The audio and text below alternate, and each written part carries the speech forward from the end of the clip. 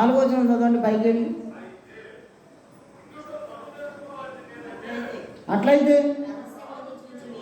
రహస్యమందు చూచు నీ తండ్రి నీకు ప్రతిఫలం ఇచ్చును. 6వ వచనం చదవండి. నీవు ప్రార్థన చేయనప్పుడు నీ గదిలోనికి వెళ్ళి తలుపు వేసి రహస్యమందున్న నీ తండ్రికి ప్రార్థన చేయము, అప్పుడు రహస్యమందు చూసి నీ తండ్రి నీకు. ఈ 3 అంశాల గురించి ఆలోచించినప్పుడు కూడా ఒకటి ఏంటంటే రహస్యం నుండి చూసే దేవుడు ఉన్నారు, మన తండ్రి ఉన్నారు. రహస్యం నుండి చూసినప్పుడు ఆయన కనుదృష్టికి మాత్రమే యోగ్యమైన రీతిగా, ఆయనకు ఇష్టమైన రీతిగా మీరందరూ ఈ కార్యాలు చేయాలి. కీర్తన గ్రంథం చూస్తాను ఒకసారి, 44వ అధ్యాయం 21వ వచనం. కీర్తన గ్రంథము 44వ అధ్యాయం 21వ వచనం.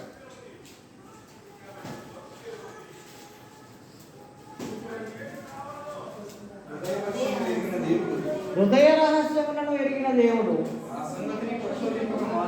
ఆ సంగతిని పరిశోధింపక మానడా. ఏం దేవుడు అంటే మన దేవుడు.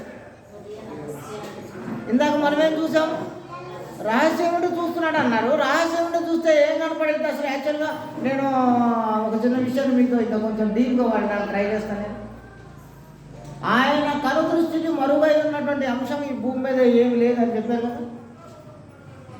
కానీ దేవుని యొక్క గొప్ప శక్తిని, సామర్థ్యాన్ని గురించి ఇంకా కొంచెం లోతుగా ఆలోచించేటప్పుడు ఇక్కడ ఏం చెప్తున్నారంటే కీర్తన గ్రంథంలో లోపల మనిషి కనపడమే కాదు. ఇప్పుడు మనిషి కనపడడం కాదట, మనిషి హృదయంలో ఉన్నటువంటి ఆలోచనలు కూడా తెలిసినటువంటి దేవుడు అన్న. అంటే ఇప్పుడు సపోజ్ నేనే ఉన్నాను అనుకుంటాను, నేను దావీదు సార్ని చూసి పైకి నవ్వుకుంటా, దావీదు సార్ మీరు చాలా మంచివాడు, కానీ లోపల నాకు వేరే. ఇది దావీదు సార్ కనపడదు అసలు ఎప్పటికీ. ఎందుకంటే నేను తెల్ల సొక్కా వేసుకున్నాను, మంచిగా నవ్వుతూ, నేను చాలా ప్లెజెంట్ స్మైల్తో నేను ఆయనతో మాట్లాడుతున్నాను. ఆయన ఏమనుకుంటారంటే అబ్బా అయ్యగారికి నా మీద ఎంత ప్రేమ, ఎంత అభిమానం ఇలా. కానీ నా లోపల ఏముందో. కానీ రహస్యం నుండి చూసే మన తండ్రి, మన దేవుడు, ఆయనకి ఏం తెలుసట, ఏం కనపడిందట ఆయనకు. లోపల మనం ఏమనుకుంటున్నామో కూడా తెలుసట ఆయన. కాబట్టి లోపల మనం ఏంటో కూడా తెలిసినటువంటి ఆ దేవుని కనుదృష్టికి మనం ఎలా ఉండాలని చెప్తున్నారు ఈ అంశాలన్నింటినీ. ఇప్పుడు 3వ అంశమైనటువంటిది ఏంటంటే ఉపవాసము. సహజంగానే మనం ఇక కొద్ది రోజుల్లో స్టార్ట్ అయిపోతుంది ఉపవాసం. కాబట్టి ఏంటంటే ఇక కొద్ది రోజులు ఉపవాసాలు స్టార్ట్ అవుతాయి. కాబట్టి ఆ టైంలో లెసన్ చెప్తే ఈ అయ్యగారు మమ్మల్ని టార్గెట్ చేసి చెప్తున్నారని అనుకుంటారు. లక్కీగా ఇప్పుడు చదువుతున్నప్పుడు ఈ ప్యాటర్న్ ఇది ఇప్పుడు ఈ జనవరి అయిపోయి ఫిబ్రవరి మొదటి వారంలోనే వచ్చింది మనకి ఈ అంశం. ఈ క్రమంగా మనం వాక్యాన్ని ఒకదానికి ఒకటి నేర్చుకుంటూ పోతున్న క్రమంలో ఇది ఇప్పుడే వచ్చింది. ఇంకా ఒకవేళ అదే కానీ 2 నెలల తర్వాత వస్తే ఈ అయ్యగారు మమ్మల్ని టార్గెట్ చేయడానికి చెప్తున్నారు అనుకుంటారు. కాదు, నేను ఎవరిని టార్గెట్ చేయను అసలు. మనం ఎవరిని టార్గెట్ చేయడానికి కాదు బైబిల్ పెట్టుకొని ఇక్కడ నిలబడింది. దీనిలో ఉన్న సంగతులు అందరికీ నేర్పడానికే మనం ఇక్కడ ఉన్నాం అంతే. ఇది నేర్చుకునే క్రమంలో అది నేర్చుకోకుండా వేరేలాగా నడుస్తున్నటువంటి వాళ్ళకి ఖచ్చితంగా గుచ్చుకుంటుంది. అది అలా ఖచ్చితంగా గుచ్చుకోగానే వాళ్ళు ఏం ఆలోచిస్తుంటే ఇది మా కోసమే చెప్తున్నాడు ఈ అయ్యగారు అనుకుంటారు. కాదు. ఒక్కొక్కసారి ప్రియాంక, దావీదు సార్, మీరందరూ తెలుసుకోవాల్సిన విషయం ఏంటంటే ఒక్కొక్కసారి ఈ వాక్యం చెప్తున్నప్పుడు నేను అది రిటర్న్ వచ్చి నన్ను కూడా లోపల పుచ్చుకునేలాగా చేస్తాను. నాకు గాయం అవుతాను నేను ఒక్కొక్కసారి ఈ లెసన్ చెప్తున్నప్పుడు. అంటే ఏంటి, నేను కూడా ఒక్కొక్కసారి అలా లేనప్పుడు ఈ వాక్యం అలా చేయండి అని అన్నప్పుడు అది ఖచ్చితంగా నాకు కూడా గుచ్చుకుంటుంది. అది వచ్చేసి విలవిల్లు ఆడుతుంటాను నేను ఇంటికి పోయి, అరే ఇలా ఉంటే బాగుండేది, అలా ఉంటే బాగుంది. కాబట్టి మీ అందరినీ ప్రేమతో కోరుకుంటున్నాను. ఇక్కడ మనం ఏదైనా వాక్య భాగాన్ని తీసుకొని చెప్తున్నామంటే అర్థం ఏంటంటే ఎవరిని టార్గెట్ చేసో, లేకుంటే ఎవరినో బేస్డ్ చేసి ఎవరినో కించపరచడానికో, లేకుంటే ఎవరినో అవమానం చేయడానికో మాత్రం ఇక్కడ కాదు ఇది అంతా. ఇప్పుడు ఉపవాసం అనే అంశంలోకి వెళ్ళిపోదాం మనం. ఈ ఉపవాసము అనే అంశంలోకి వెళ్ళే ముందు 16వ వచనం చదువుదాం. ముందు మనం ఎలా ఉపవాసం చేయకూడదో ఉంది అక్కడ. 17వ వచనం చూస్తే ఎలా ఉపవాసం చేయాలో ఉంది. 18వ వచనం చూస్తే అక్కడ మనం చేస్తున్నటువంటి ఆ కార్యాలన్నీ ఆయన పైనుండి దాన్ని పర్యవేక్షిస్తూ, దాన్ని చూస్తూ, దాని తాలూకు ఫలితాలు ఇస్తాడు అని 16వ వచనం. మీరు ఉపవాసము చేయనప్పుడు వేషధారుల వలె దుఃఖముకులై ఉండకుడి, తాము ఉపవాసము చేయుచున్నట్లు మనుషులకు కనబడవలెనని వారు తమ ముఖమును వికారము చేసుకొందురు, వారు తమ బలము పొంది ఉన్నారని నిశ్చయముగా నేను మీతో చెబుతున్నాను. ఎవరంటున్నారు దావీదు ఈ మాటలు? ఎవరు చెప్తున్నారు? ఖచ్చితంగా మీరందరితో నేను చెప్తున్నానని అంటున్నారు. ఎవరు ఇది చెప్పేది? ఏమంటా? యేసు ప్రభు స్వయంగా తానే చెప్తున్నారు. ఏంటంటే మీ అందరికీ ఖచ్చితంగా తెలుసుకోవాలన్నారు. ఇప్పుడు యేసు ప్రభు చెప్పిన మాట తీసుకొచ్చి నేను చెప్పాను అనుకోండి, వేషధారులాగా చేయొద్దు అని అంటే ఏంటి? నేను చెప్పినట్ట ఇది లేదు సార్, ఇది నేను చెప్పినట్ట మీకు? బైబిల్ గ్రంథంలో దేవుడు రాయించి ఇచ్చినటువంటి ఆ మహాజ్ఞానాన్ని నేను చదివి అర్థం చేసుకొని మీకు అర్థమయ్యేలాగా చెప్తున్నాను. అంతవరకే నా బాధ్యత. ఇది నేను చెప్తున్నట్టు, లేకుంటే ఎవరినో అవమానం చేసినట్టో, ఎవరినో కించపరిచినట్టో, వాళ్ళని తప్పు పట్టినట్టో, వీళ్ళని తప్పు పట్టినట్టో కాదు. యేసు ప్రభు స్వయాన చెప్తున్నారు. ఏంటంటే మీతో నేను నిశ్చయంగా చెప్తున్నాను అన్నాడు. ఏంటదంటే మీరు ఉపవాసం చేసినప్పుడు వేషధారులాగా ఉండొద్దు అన్నాడు. వేషధారణ అంటే మనం ఇక మన ఆడపిల్లలే కానీ మగపిల్లలే కానీ, మగపిల్లలైతే సినిమా హాలు, ఆడపిల్లలైతే టీవీ షోలు, వీళ్ళన్నీ ఖచ్చితంగా దీన్ని ఫాలో చేస్తుంటారు. దీంట్లో ఒకళ్ళు అతీతం అని ఏం లేదు. అమ్మగారు కూడా అదే ఫాలో. మీ అందరికీ అర్థం కావాలని ఈ ఎగ్జాంపుల్ తీసుకుంటున్నాను నేను. వేషధారణ అంటే సపోజ్ సీరియల్ చూస్తుంటాం. బాగా ఫేమస్ సీరియల్ పేరు ఒకటి చెప్పండి మీరు. దానికి చాలామంది ఫ్యాన్స్ ఉంటారు. ఆ సీరియల్లో ఒక హీరోయిన్ ఉందనుకుందాం. ఆ అమ్మాయిని బయట చూడండి ఎలా ఉంటుందో, కానీ అదే ఆ సీరియల్లో చూడండి ఎలా ఉంటుంది. మరి అదే ఒక హీరోని తీసుకోండి, ఒక సినిమా హీరోని తీసుకోండి, ఒక చిరంజీవినో లేకపోతే ఇంకెవరినో బాలకృష్ణ ఇంకెవరినో ఒక సినిమా హీరోని తీసుకుంటే వాళ్ళు బయట ఎలా ఉంటారు, అదే వాళ్ళు సినిమాలో ఎలా ఉంటారు? ఏంటి మార్పు? వేషధారణ అన్నది వాస్తవం కాదు. అది వేషధారణ అనగా ఇది నిజం కాదు, అది అబద్ధం. కాబట్టి ఇప్పుడు నువ్వు ఉపవాసం చేసేటప్పుడు అబద్ధంలాగా ఉండొద్దు అన్నారు. మీరు ఉపవాసం చేసేటప్పుడు అబద్ధంలాగా చేయొద్దు, నిజంగా చేయవద్దు. వీళ్ళు అబద్ధం చేసే వాళ్ళందరూ ఏం చేస్తున్నారంటే వేషధారణ చేసుకుంటారు. ఈ వేషధారణ గురించి అదే మనకి వాళ్ళకి విరోధం ఏంటంటే మనం ప్రత్యేకమైనటువంటి డ్రెస్ వేసుకోవాలని, కాళ్ళకి చెప్పు లేకుండా తిరగాలని, ఇంకా ఇలాంటివన్నీ వేషధారణ. బైబిల్ గ్రంథంలో ఎక్కడ ఉండవు అసలు. అవన్నీ బైబిల్ గ్రంథంలో లేవు అసలు. ఎక్కడ కూడా ఏ అధ్యాయంలో కూడా ఉండవు అసలు. కానీ అందరు చేస్తుంటే మనం చేస్తుంటాం. ఎందుకు చేస్తుంటామో కూడా మనకు తెలియదు అసలు. యాక్చువల్గా అందరు చేస్తున్నారు కాబట్టి నేను చేస్తున్నాను అనుకుంటామే, కానీ వాళ్ళందరూ ఎందుకు చేస్తున్నారో తెలియదు. దీని గురించి నేను మీ అందరితో ఒక చిన్న విషయం చెప్తాను. పోయిసారి కూడా నేను ఒకసారి చెప్పినట్టున్నాను, సాత్విక్ సార్ని పెట్టి అడ్డం. ఒక పోస్ట్ మ్యాన్ వచ్చి దావీదు సార్కు ఒక ఉత్తరం తెచ్చిచ్చాడు. ఉత్తరం తెచ్చిస్తే దావీదు సార్ చదువు రాలే, ఆయన చదువుకోలే. ఇటు చూశాడట ఆయనకేం అర్థం కాదు. పక్కనే బాగా చదువుకున్నటువంటి సాత్విక్ సార్ ఉంటే సాత్విక్ సార్ దగ్గర తీసుకుని, అయ్యా నాకు ఒక ఉత్తరం వచ్చింది, ఏముందో చదువు అని. ఆయన కూడా ఉత్తరాన్ని ఇటు తిప్పి ఏడుస్తున్నాడు. ఏడుస్తుంటే వెంటనే దావీదు సార్ కూడా ఏడుస్తుండంట. ఎందుకంటే దావీదు సార్కి చదువు రాదుగా. చదువుకున్నాడు, చదవమని ఉత్తరం ఇస్తే వాడు చూసి అటు ఇటు చూసి ఏడుస్తుంటే, వామ్మో దీంట్లో ఏదో దురదృష్టకరమైనటువంటి వార్త ఉంది, దీంట్లో ఏదో దుర్వార్త ఉంది, మా అమ్మమ్మో నాయనమ్మో ఎవడో ఒకడు బాల్చి దండేసినట్టున్నాడని సాత్విక్ సార్ ఏడుస్తుంటే దావీదు సార్. ఇప్పుడు దావీదు సార్ సాత్విక్ సార్ ఇద్దరుగా ఏడుస్తుంటే మా ఆనందపాలు అటు నుంచి పోతా వామ్మో ఇంకేముంది ఏదో జరిగిపోతుందని ఆనందపాలు ఏడుస్తుండట వాళ్ళతో కలిసి. పక్కనే పోతా జిమ్మన్న ఏడుస్తూనే ఉన్నంట. వాళ్ళందరూ చూసి అందరు కలిసి ఏడుస్తున్నారంట. మా సురక్ష అటు నుంచి పోతుందంట. ఏంటబ్బా వీళ్ళందరూ ఏడుస్తున్నారు, ఏంటి అని వెనకున్నటువంటి దున్నుగాడు పట్టుకుని ఎందుకు ఏడుస్తున్నారంటే, ఏమో నాకేం తెలుసు, వాళ్ళందరూ ఏడుస్తుంటే నేను ఏడుస్తున్నాను.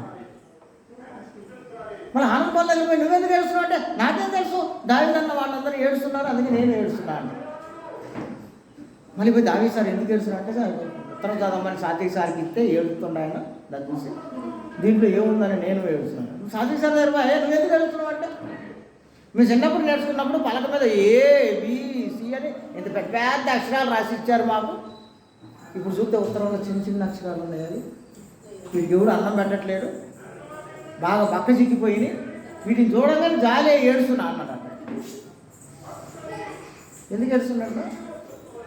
అక్షరాలు అన్నం పెట్టలేదని చిక్కిపోయినాయి అని ఏడుతున్నాడు. ఆ సంగతి తెలియక దావీదు సార్ ఏడుతున్నాడు, వాళ్ళిద్దరు ఏడుతున్నాడని ఆనందపాలు ఏడుస్తున్నాడు, ఆనందపాలు ఏడుస్తున్నాడని ఇజ్రాయెల్ సార్ ఏడుస్తున్నాడు, మహేష్ ఏడుస్తున్నాడు, కృష్ణన్ ఏడుస్తున్నారు, సుధాకర్ సార్ ఏడుస్తున్నారు, నోయ గారు ఏడుస్తున్నారు, అడపోతే జిమ్మని ఏడుస్తున్నారు. అందరు కలిసి గ్రూప్ కట్టి ఏడుస్తున్నారు. విషయం ఏమి లేదా? అలాగే అరే నువ్వు ఎందుకురా నువ్వు మాల జపమాల, మళ్ళీ దీన్ని ఇంకొక పేరు కూడా పెట్టారు, దీన్ని బ్రదరన్ మాల అంట. అందరూ స్వామి స్వామి అంటారు కాబట్టి వాళ్ళందరినీ మనం వేరే ఒక పేరు రావాలని దీనికి ఒక బ్రదరన్ మాల అండి. ఎందుకు వేసినవారంటే వాడి దగ్గర సమాధానమే ఉండదు. అందరూ వేశారు కాబట్టి నేనే వేయాలి. వాడి దగ్గర ఒకే ఒక కాన్సెప్ట్ ఉంటుంది, ఏంటంటే కనీసం 40 రోజులైనా తాకుండా ఉంటా అయ్యగారు నేను అందుకేసుకుంటాను. మనం ఎవరిని విమర్శించట్లే, నేను మళ్ళీ చెప్తున్నా మీకు, ఎవరిని విమర్శించట్లే. దేవుని వాక్యం ఖరాగా మనందరూ నేర్చుకోవాల్సిన అవసరం ఉంది. వీళ్ళందరినీ గురించి యేసుప్రభు ఏం చెప్పారంటే వేషధారులాగా మీరు ఉండొద్దు అన్నాడు. వేషధారణ అంటే నేను మళ్ళీ చెప్తున్నా అది అబద్ధం. నిజం ఏంటంటే వాడు ఒరిజినల్ వేరే ఉంటుంది లోపల. మేము మళ్ళీ మనం ఎవరినో తప్పు పడుతున్నామని ఇలా అనుకోకండి మీరు. ఈ 40 రోజుల ఉపవాసము ఈ డ్రెస్ వేరే, రాత్రి కాగానే వాడి జీవితం వేరే. మళ్ళీ అది ఎవరు చూస్తున్నాడు అనుకుంటా.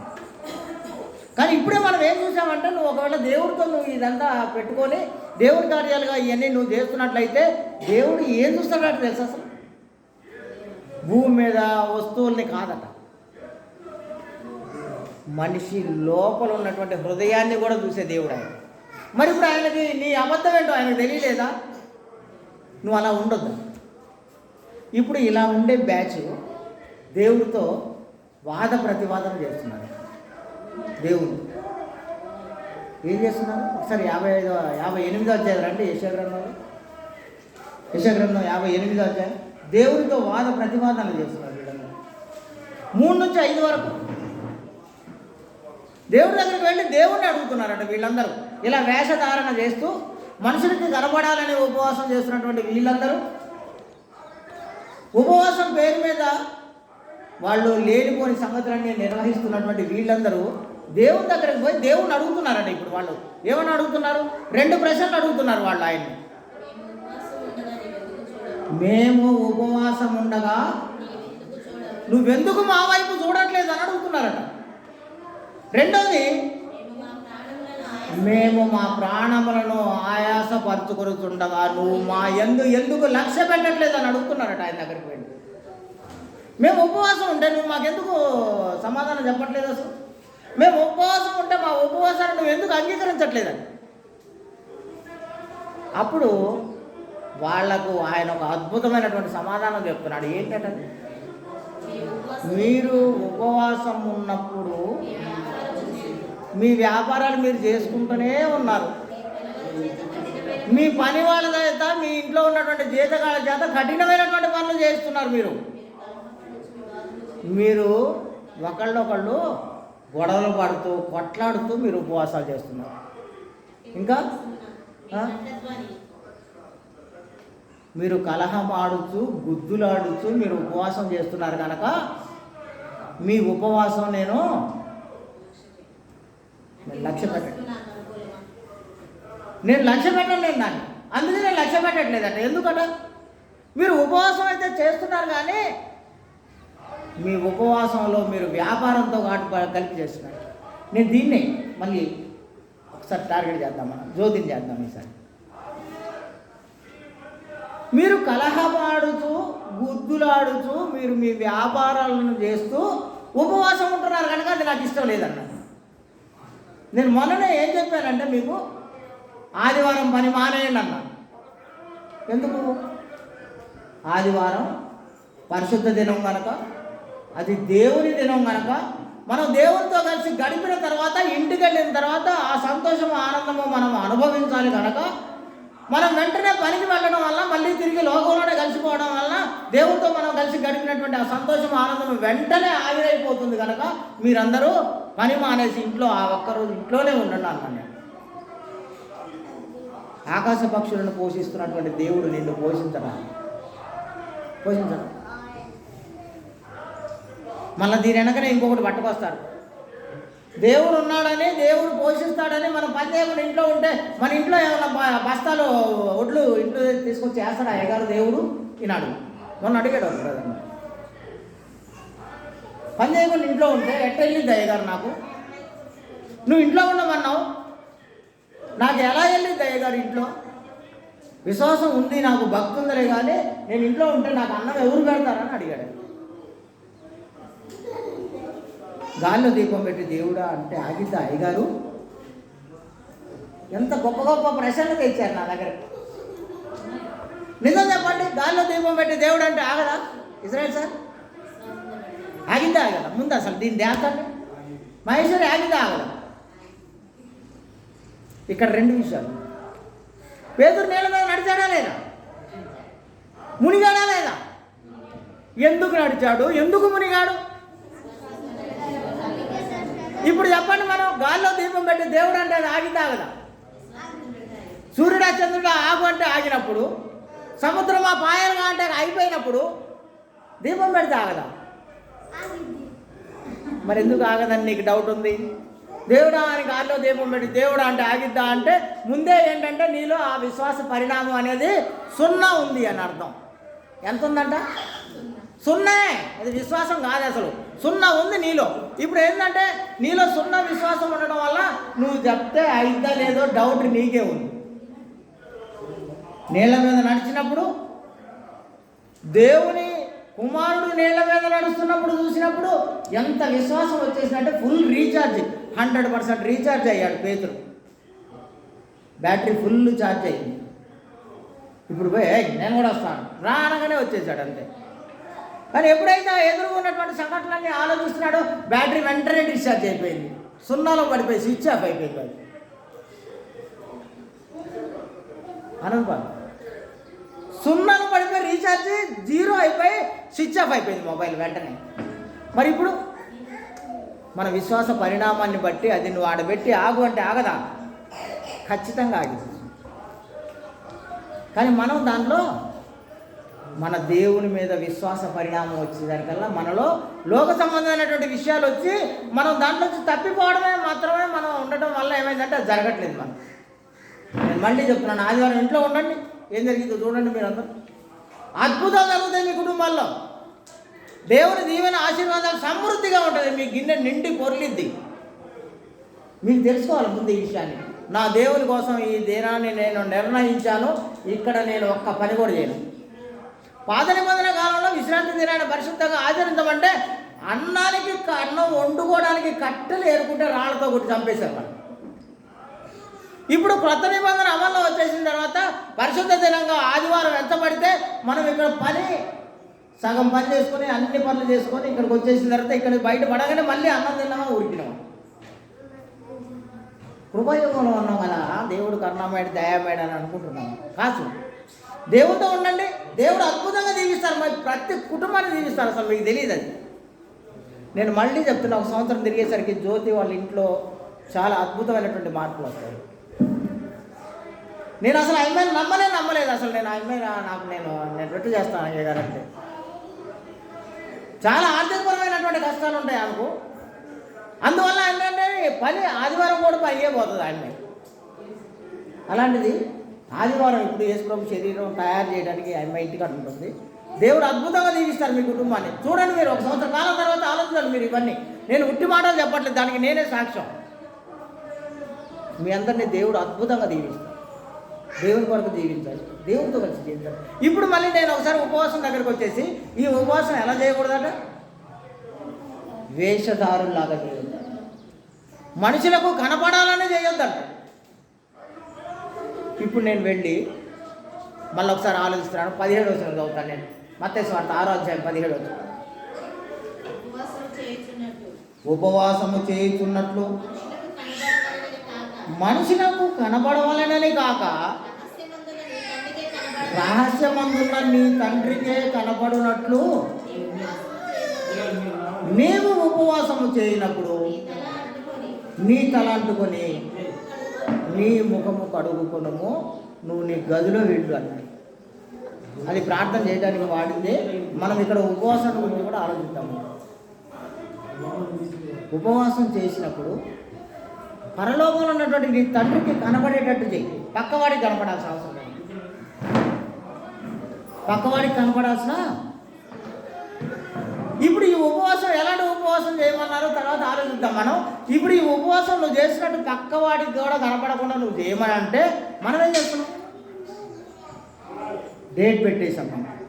పలానా డేట్ నుంచి 40 రోజులు, పలానా డేట్ వరకు ఇది గుడ్ ఫ్రైడే తర్వాత ఈస్టరు, ఇప్పటితో అయిపోయింది అని డేట్లు పెట్టి చేస్తున్నాం. డేట్లు పెట్టి చేస్తున్నాం అంటే మనం ఉపవాసం ఉన్నామో లేదో అని ఇప్పుడు నాలాంటి వాడు ఆలోచించి మా జున్నుగాడు నన్ను ఉపవాసం ఉన్నానని నమ్మట్లేదు, మా అమ్మగారు నన్ను నమ్మట్లేదు ఉపవాసం ఉన్నామని, అందుకోసం నేను ఉపవాసం ఉన్నానని వాళ్ళందరూ చూడాలని, వాళ్ళందరికీ తెలియాలని నేనేం చేసినంటే ఒక తెల్ల డ్రెస్ కుట్టించేసుకున్నాను. ఇది ఎవరు చూడాలో తెల్ల డ్రెస్సు? నేను ఉపవాసం ఉన్నానని పక్క ఊర్లో వాడందరూ చూడాలి. వీడేందిరా నిన్నటి దాకా తాగబోదు బడ్డు వీడు ఇవాళనే మారిందా అని ఎవరు అనుకోవాలి? ఇవన్నీ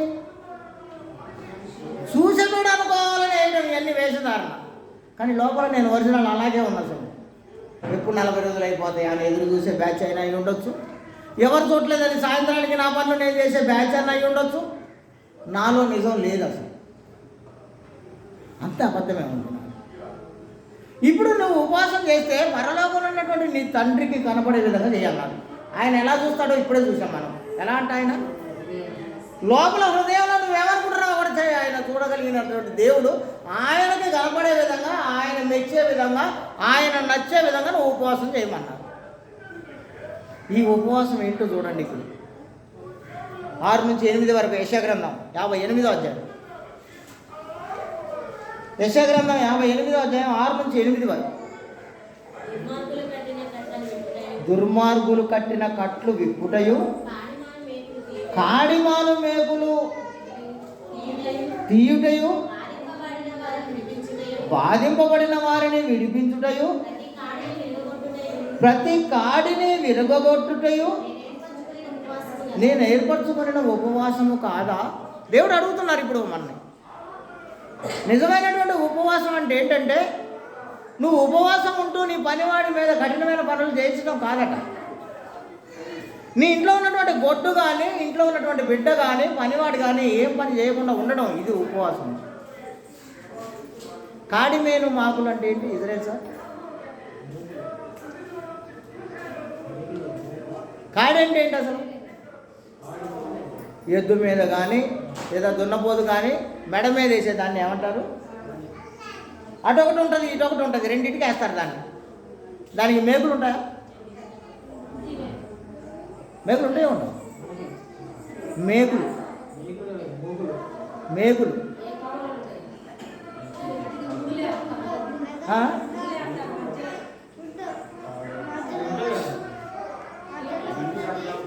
పక్కన రంధ్రాలు ఉంటాయి, ఆ రంధ్రాల్లో మేకులు ఉంటాయి. ఆ మేకులకి దీన్ని తీసి వేసేస్తారు, దీనికి దీనికి. అంటే నువ్వు అవి విప్పేయాలన్నారు ఆయన. అంటే అర్థం ఏంటంటే నీ గొర్రె కూడా పని చేయకూడదని అర్థం. నీ ఇంట్లో ఉన్నటువంటి ఎద్దు కూడా ఆ రోజు పని చేయకూడదని అర్థం. నువ్వు ఉపవాసం ఉంటే నీ ఇంట్లో ఉన్నటువంటి ఏది పని చేయకూడదని అర్థం. ఇదే కదా నాకు ఇష్టమైంది అన్నారు ఆయన. ఇప్పుడు చదువు కిందకి. నీ ఆహారము ఆకలి కొనిన వానికి పెట్టుటయు, నీ రక్త సంబంధికి ముఖము తప్పించకుండుటయు, దిక్కుమారిన పేదలను నీ ఇంట చేర్చుకొనుటయు, బట్టలు లేకుండా ఎవడైనా దిగంబరిగా నీకు కనపడితే వాడిని చేర్చుకొని వాడికి బట్టలు ఇవ్వడం, ఇదే కదా ఇదే కదా నాకు ఇష్టమైన ఉపవాసం.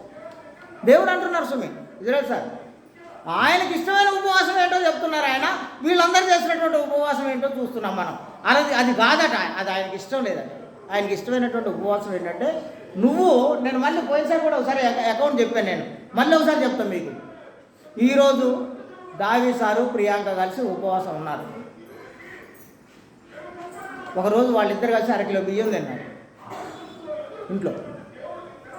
అరకిలో బియ్యం ఖరీదు వచ్చేసి రోజు కొట్ల మీద కొంటాం కాబట్టి 30 రూపాయలు అరకిలో బియ్యం. ఇంట్లో కూరగాయలకి సరుకులకి అన్నీ కలిపి అవి ఒక 30 రూపాయలు, 60 రూపాయలు. వాళ్ళిద్దరు కలిసి ఒకరోజు భోజనం మానేస్తే 60 రూపాయలు కలిసి. ఒకవేళ వాళ్ళు ఆ రోజే మాంసం తినే వాయిదా వస్తే 100 రూపాయలు. అది 100 రూపాయలు ఆదా చేసినాక మీరు ఆ 100 రూపాయలని ఏం చేస్తారు? దావి సార్ ఏం చేస్తారు ఆ 100 రూపాయలు? మళ్ళీ రేపు మన కోసమే వాడుకుంటాం.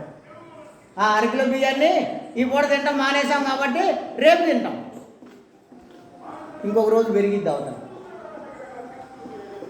కానీ అది కాదు, అక్కడ ఉపవాసం ఉంటుంది కాదు. నువ్వేదైతే మానేసావో ఈ ఆహారాన్ని ఎవరికి పెట్టాలట? పేదలకు, ఆకలి కొన్నవాడికి పెట్టాలి. నీ ఇంట్లో ఉన్నటువంటి వస్తువు ఏదైతే ఉందో, ఆ వస్త్రాలు ఏవైతే నీకు ఎక్కువ తక్కువగా ఉన్నాయో వాటిని నువ్వేం చేయాలంటే దిగంబరిగా ఉన్నవాడికి, ఇదే కదా నాకు ఇష్టమైన ఉపవాసం అంటున్నారు దేవుడు. మనమేం చేసుకుంటాం ఉపవాసాలని? రైట్, ఇవన్నీ ఇట్లా వదిలేద్దాం. మనం వీటన్నింటి గురించి ఇలా చూద్దాం. ఇప్పుడు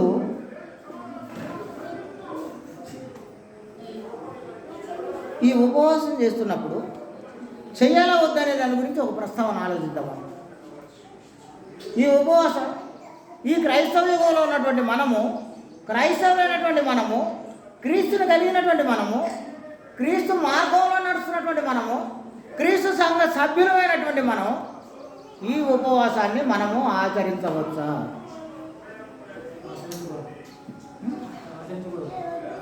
నేను మహేశ్వరి క్లాస్ చేస్తాను. మనము ఆచరించవచ్చా? రైట్, దీని గురించి ఆలోచిద్దాం. మనం మార్క్స్ వార్త 2వ అధ్యాయం. ఇవాళ ఇజ్రాయెల్ సార్ బైబిల్ తెచ్చుకోలేదు. మార్క్స్ వార్త 2వ అధ్యాయం 18వ వచనం 19వ వచనం. 18వ వచనం 19వ.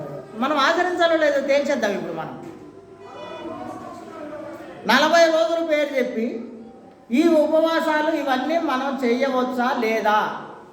క్రైస్తవులైనటువంటి మనం, ఈ యుగ సమాప్తిలో క్రైస్తవ యుగంలో జీవిస్తున్నటువంటి మనమందరము, నేను క్రైస్తవుడినే, నేను క్రీస్తుని కలిగిన వాడినే, నేను క్రీస్తు మార్గంలో నడుస్తున్న వాడినే అని అనుకునే వాళ్ళందరూ ఉపవాసం చేయవచ్చా చేయకూడదా అని ఒక డౌట్. దీన్నే ఆలోచిద్దాం. చదవండి ఒకసారి 18. బాప్టిజం ఇచ్చి యోహాను శిష్యులను, పరిసయ్యులను ఉపవాసం చేయుట కద్దు. కద్దు అంటే ఏంటో తెలుసా మీకు? రూల్. అదొక రూల్, నిబంధన. ఏంటట? ఉపవాసం ఖచ్చితంగా చేయవలసిందే అందరూ అని. ఎవరెవరు? బాప్టిజం ఇచ్చి యోహాను శిష్యులు, పరిసయ్యులందరూ. అనగా వీళ్ళందరూ ఎవరు? ఇజ్రాయేలీల 12 గోత్రాల ప్రజలు. వాళ్ళందరికీ ఒక రూల్ ఉంది. ఏంటా రూలు? ఉపవాసం చేయాలనే రూల్ ఉంది. ఇప్పుడు యేసుప్రభు వచ్చారు, తన పక్కన శిష్యులు తయారు చేసుకున్నారు. 12 మంది శిష్యులు తయారు చేసుకున్నారు. ఇప్పుడు ఈ శిష్యుల గురించి ఆయన దగ్గర ఒక సమస్య వచ్చింది. చదవండి ఏముంది? యోహాను శిష్యులను, పరిసయ్యుల శిష్యులను ఉపవాసము చేయుదురు కానీ నీ శిష్యులు ఎందుకయ్యా ఉపవాసం చేయట్లేదని యేసుప్రభు గారికి వచ్చి అడుగుతున్నారు వాళ్ళు. దీనికి ఏంటి కారణం? అసలు ఏందా కారణం? నీ శిష్యులు ఉపవాసం ఉండట్లేదు, పరిసయ్యులు ఉంటున్నారు, వాళ్ళ శిష్యులు ఉంటున్నారు, యోహాను ఉంటున్నాడు, వాళ్ళ శిష్యులు ఉంటున్నారు. ఇంతమంది ఇజ్రాయేలీలు 12 గోత్రాల ప్రజలందరూ ఉపవాసం చేస్తుంటే నీ శిష్యులు ఎందుకయ్యా అది చేయట్లేదు ఉపవాసం? ఏంటి కారణం? ఏంటి కారణం అసలు అని యేసుప్రభు దగ్గరికి వచ్చి వాళ్ళందరూ కలిసి ప్రశ్న ప్రశ్న. యేసుప్రభు ఏం సమాధానం చెప్పారు? ఇప్పుడు యేసు పెళ్లి కుమారుడు తమతో కూడా ఉండినప్పుడు ఆ పెళ్లింట్లో ఎవడైనా ఉపవాసం ఉంటాడా అని అడిగాడు. పెళ్లి కొడుకు వాళ్ళతో ఉంటే పెళ్లింట్లో ఎవడైనా ఉపవాసం ఉంటాడా? ఏం తింటారు? ఇంకా పంచభక్ష పర్వాణాలు తింటారు, ఇంకా రకరకాల భోజనాలు వండుకుంటారు. ఇంకా ఇంట్లో పెళ్లి కొడుకు ఉన్నప్పుడు మన ఇంట్లో పెళ్ళి అవుతుంది కదా, మన ఇంట్లో పెళ్ళిళ్ళు చేస్తాం కదా. మన ఇళ్ళలో పెళ్లి జరిగినప్పుడు పెళ్లి కొడుకు మనతో ఉంటే ఆ ఇంట్లో ఎవడైనా ఉపవాసం ఉంటారా? ఇంకా రకరకాల భోజనాలు పిండి వంటలు చేసుకుని తింటుంటాం. యేసు ప్రభు ఇలా అడిగారండి. ఏమని అడిగారంటే, పెళ్లి కుమారుడు ఉంటే పెళ్లి ఇంట్లో ఎవడైనా భోజనం మానేసి ఉపవాసం ఉంటారా అంటే మన పెళ్లి కుమారుడు ఎవరు? అందుకే ఆయన ఏం చెప్పాడంటే, నా శిష్యులు అందుకే చేయట్లేదు అన్నాడు. నేను వాళ్ళకు ఉన్నాను కనుక, నేను పెళ్లి కుమారుడు కనుక వాళ్ళు ఉపవాసం చెయ్యరు అన్నాడు. మరి ఇప్పుడు ఉపవాసం చేస్తున్నటువంటి వాళ్ళందరూ ఉపవాసం చేస్తున్నారంటే అర్థం ఏంటంటే, వాళ్ళందరూ ఉపవాసం చేస్తున్నారంటే ఏంటి అర్థం?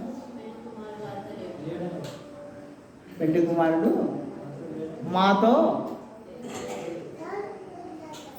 మాతో లేడయా పెళ్లి కుమారుడు అని చెప్తున్నాడు.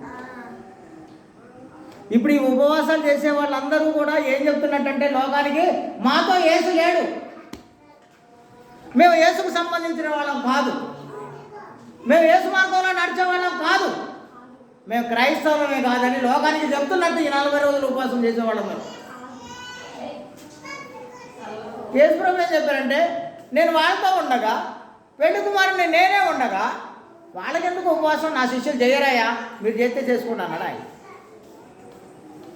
బాప్తిజం యోహాను శిష్యులు చేస్తున్నారు, పరిసయ్యులు వచ్చి చేస్తున్నారు, ఇంతమంది చేస్తుంటే నీ శిష్యులు ఎందుకు చేయట్లేదంటే, యేసు ప్రభు చెప్పినటువంటి అద్భుతమైనటువంటి సమాధానం ఏంటంటే, పెళ్లి కుమారుడు వాళ్ళతో ఉంటే ఎవడైనా పెళ్లి ఇంట్లో పెళ్లి కుమారుడు ఉండగా ఉపవాసం చేస్తారు, అందుకే నా శిష్యులు చేయట్లేదు అన్నాడు.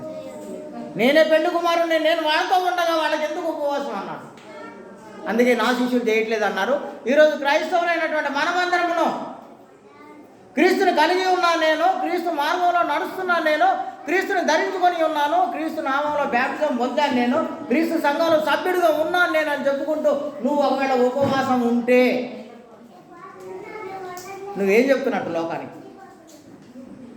ఏం చెప్తున్నట్టు నువ్వు ఈ 40 రోజులు లోకానికి? నాతో యేసు లేడు, నేను యేసుక్రీస్తుకు సంబంధించిన వాడిని కాదు, క్రీస్తుకు నాకు సంబంధమే లేదు. ఇదే కదా యేసుప్రభు చెప్పిన మాట. అంటే నువ్వు చేసే పని నువ్వేం చేస్తున్నావో నీకు తెలియకపోవడం వల్ల వచ్చే ఒక దుష్ఫలితం ఏంటంటే, నీకు నువ్వే లోకానికి చెప్తున్నావు ఏంటి, నాతో యేసు లేడు అని చెప్పుకుంటున్నావు నీకు నువ్వే. ఎంత దుర్మార్గమైనటువంటి సంగతి. దేవుడు మీ అందరిని దీవించి ఆశీర్వదించున్నాను. అందుకే క్రీస్తు సంఘ సభ్యులైనటువంటి మనమందరము మనం ఉపవాసం ఉండాల్సినటువంటి అవసరతే లేదు. ఈ 40 రోజులు పాటించాల్సినటువంటి అవసరం అసలే లేదు అసలు. ఇంకొక మంచి విషయం చెప్తాను నేను. ఎందుకు చేస్తున్నారు ఈ 40 రోజులు ఉపవాసం అంటే, వాళ్ళ దగ్గర ఉన్నటువంటి అద్భుతమైనటువంటి సమాధానం ఏంటంటే, యేసు ప్రభు చేశాడు కనుక మేము చేయాలంట. అంతేనా? అంతే కదా. యేసు ప్రభు చేశాడు కాబట్టి మేము చేస్తున్నామని చెప్పి చేస్తుంటారు అందరూ. కానీ యేసు ప్రభు ఎప్పుడు చేశాడో తెలుసా? బాప్తిస్మము పొందగానే.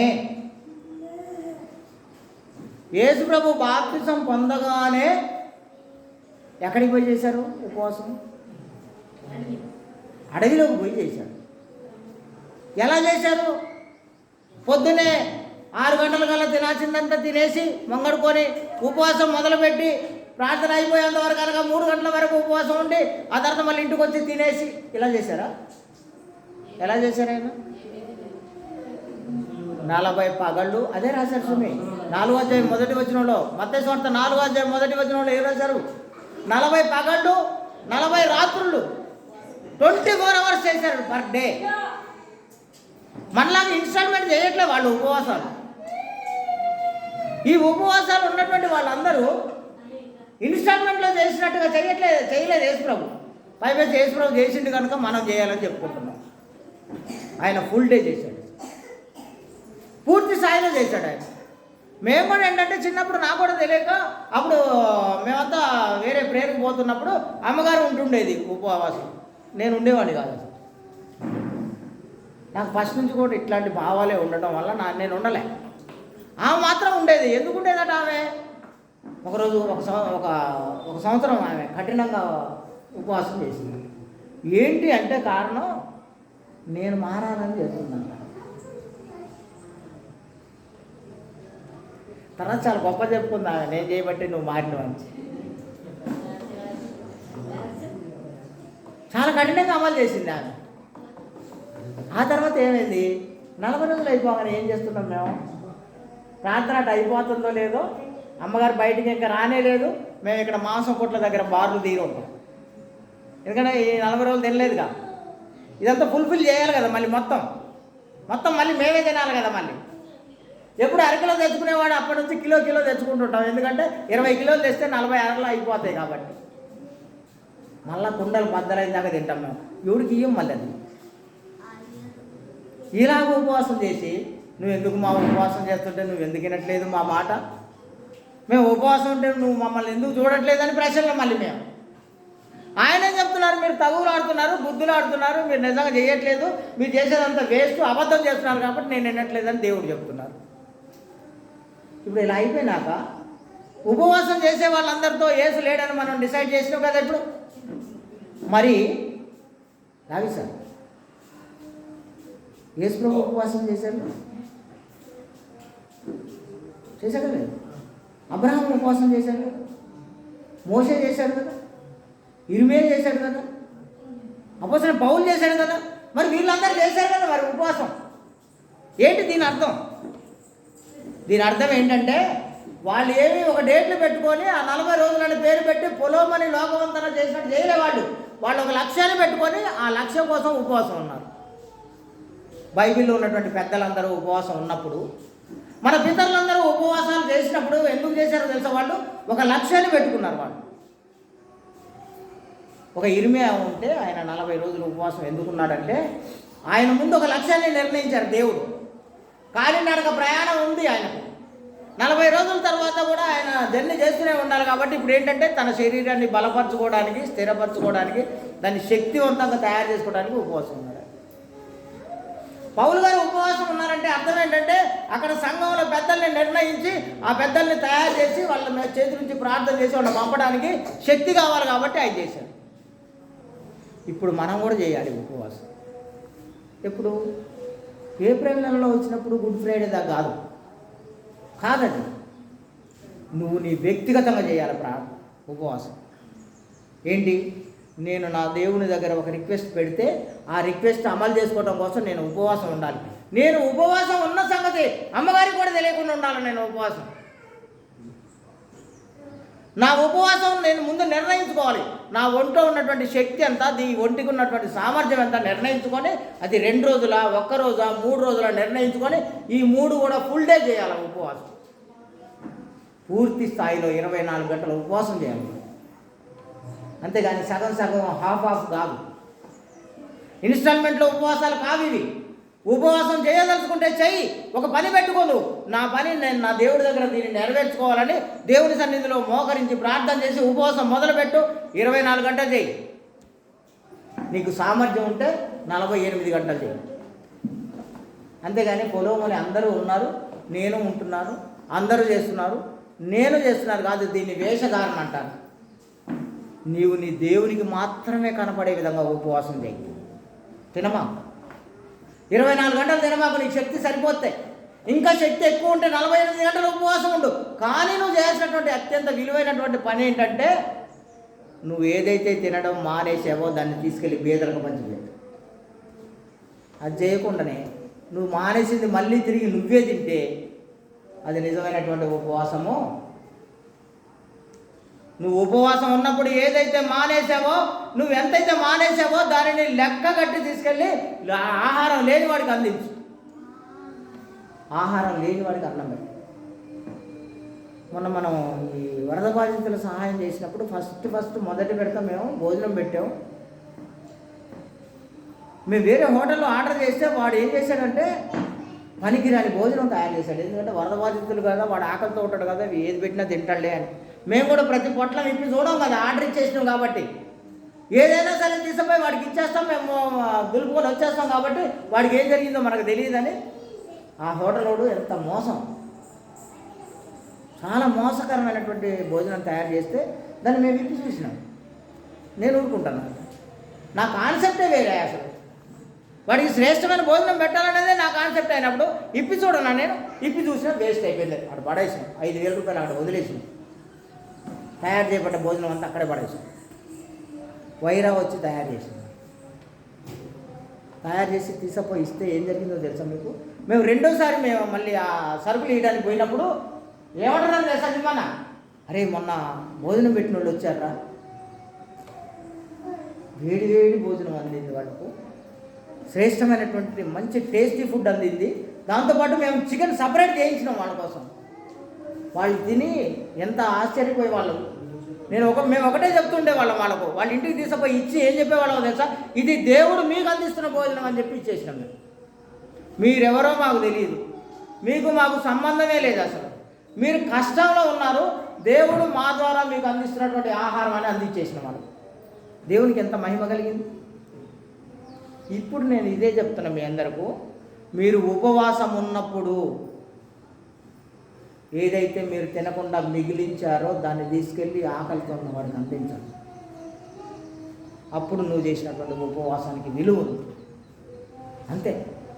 ఇలా 40 రోజులు ఇదేదో పొలోమని లోకం అందరు చేస్తున్నారు కాబట్టి నేను చేయాలని, నేను ఉపవాసం చేస్తున్నట్టు ఎవడు గుర్తించట్లేదని రకరకాల డ్రెస్సులు, రకరకాల రంగుల డ్రెస్సులు వేసుకొని కాళ్ళకి చెప్పులు కూడా లేకుండా తిరగడం కాదు ఉపవాసం అంటే. అది కాదు నిజమైనటువంటి ఉపవాసం అంటే. దేవుడు మీ అందరినీ దీవించి ఆశీర్వదించాలంటే ఆయనకి ఇష్టమైనటువంటి ఉపవాసం ఏంటంటే కష్టంలో ఉన్నవాడిని ఆదుకునుట, ఆకలితో ఉన్నవాడికి అన్నం పెట్టుట, కష్టంలో వాడు ఉన్నటువంటి వాడి కట్లు విప్పుట, వాడిని దాస్యం నుంచి బయటికి గుంజుట. ఇదే నాకు ఇష్టమైన ఉపవాసం అని చెప్పాడు ఆయన. నిజమైనటువంటి భక్తిని గురించి కూడా చెప్పాడు ఆయన. మనం అంతా నిజమైన భక్తి అని అనుకుంటాం, కానీ మన భక్తి వ్యర్థమైన భక్తి అని చెప్తాడు ఆయన. యాకోబు పత్రికలో చివరిలో లాస్ట్లో అదే చెప్పారండి.